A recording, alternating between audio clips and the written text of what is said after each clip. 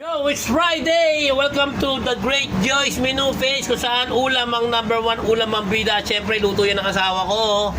Ang ulam for the day, tanghalian namin, siyempre ang healthy tinolang manok na the Great Joyce version. Yan. Yan o. With malunggay, wala ako nabili sili, kaya malunggay muna. With sayote. Tinolang manok. Yan, isa sa mga paborito ni Joyce. Ang sarap! Woo! Sabaw sa makulimlim na panahon. Yan. Don't forget to follow and like and share itong page namin na tungkol sa mga pagkain, tungkol sa ulam, at syempre sigurado ang napakasarap nito.